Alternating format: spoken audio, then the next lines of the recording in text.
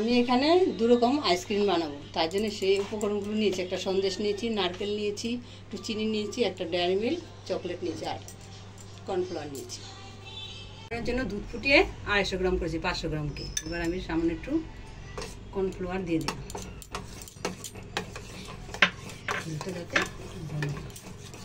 মিষ্টি খান তাই আমি মিষ্টি 1 চামচ চিনি দিয়ে দিলাম, 2 চামচ চিনি দেবো।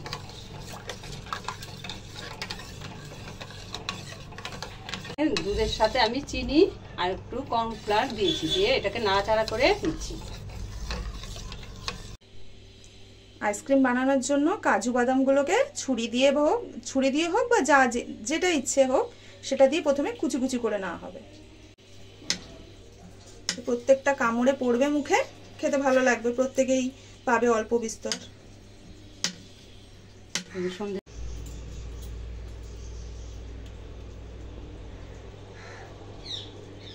আইসক্রিম তৈরি করবো, তার জন্য আমি এখানে পরিমাণ মতো দুধ নিয়েছি, 2টো আইসক্রিম তৈরি করবো। তার জন্য যে সন্দেশের গুঁড়ো করে রেখেছি, এই সন্দেশের গুঁড়োটাও এর সাথে আমি মিশিয়ে দিলাম।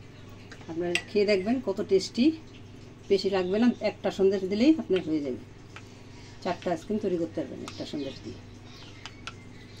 দুধটাকে ভালো করে ঘন করে নেবেন এরকম, তাতে টেস্টিটা বেশি আসবে, আর সন্দেশটাও ভালো করে মিক্সড করে নেবেন। আমি এখানে কটা নারকেল কুচি করে রেখেছি, কটা নারকেলও দিয়ে দিই, নারকেলের কুচিও দিয়ে দিলাম, তাতে মুখে পড়লে ভালো লাগবে। নারকেলের টুকরো করে রেখেছিলাম, সেটাও আমি এখানে মিক্সড করে দিয়ে দিই। তারপর নাড়াচাড়া করে ভালো করে মিক্সড করে দিতাম।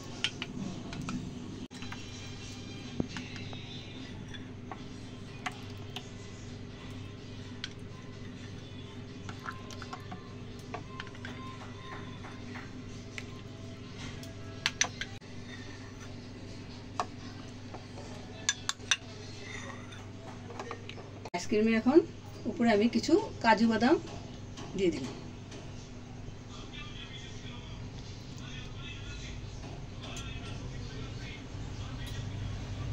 7 থেকে 8 ঘন্টা ডিপ ফ্রিজে রেখে দেবো।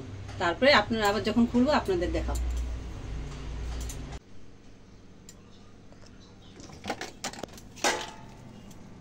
এবার আমি ডিপ ফ্রিজে ঢুকিয়ে দিলাম, আবার আপনাদের সাথে দেখা হবে 8 ঘন্টা পর।